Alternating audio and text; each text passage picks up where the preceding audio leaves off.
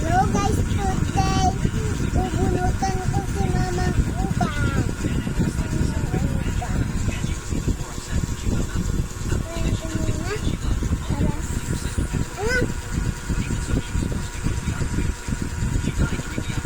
Pakita mo kay mama yung mabubunot ng uban, ha?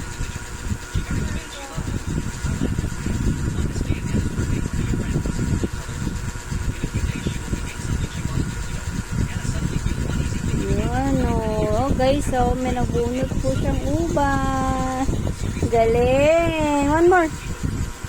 Dito na ang kati, oh. Nako, dito ang kati. Yan. Dami ko ng uban, guys.